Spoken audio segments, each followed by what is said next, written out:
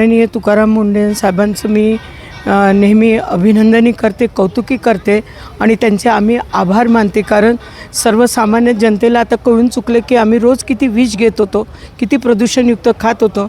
आता खुली जी तेल बंद केलं, पण शंका मनात निर्माण होते की प्लॅस्टिक बंद बॉटल ह्या किती दिवसाच्या आहे, काय आहे आणि त्यांची विश्वासार्थ काय आहे.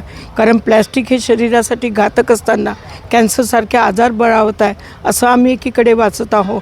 तर याची विश्वासार्थ मुंडे साहेबांनी द्यावी की बाटलीबंद तेल खरंच खाण्यास योग्य आहे, तरच आम्हाला ते पटेल आणि विश्वास वाटेल.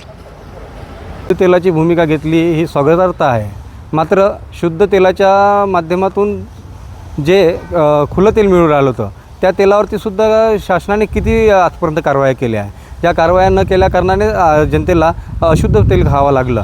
आता बाटलबंद तेलाची भूमिका त्यांनी घेतलेली आहे, ही स्वागतार्थ आहे. या माध्यमातून जनतेला शुद्ध तेल मिळेल. मात्र याआधी ज्या तेलामध्ये भेसळ होतं किंवा आताही ज्या तेलामध्ये भेसळ आहे त्या तेलावरती कुठली कारवाई झालेली आहे आणि विशेषतः ज्या बाटलबंद तेलाची घोषणा केल्या गेली आहे त्यासुद्धा शुद्ध असतात का याचीसुद्धा पडताळणी शासनाने करावी व तसा अहवाल त्यांनी सादर करावा. त्यानंतरच जनतेला शुद्ध तेलाची भूमिका त्यांनी सांगावी अशी आमची मागणी आहे. एक स्तुत्य उपक्रम आहे, सरकारचं स्वागतार्ह उपक्रम म्हणावा लागेल याला. जो निर्णय घेतला त्यांनी तो चांगलाच घेतलेला आहे.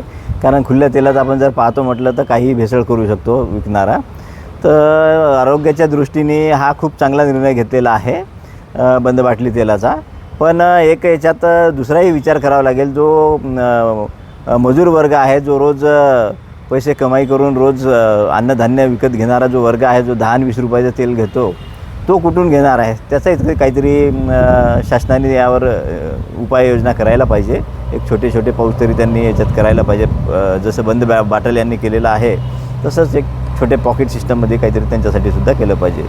तसा हा निर्णय स्वागतार्ह आहे आणि या निर्णयाचं मी स्वागत करतो.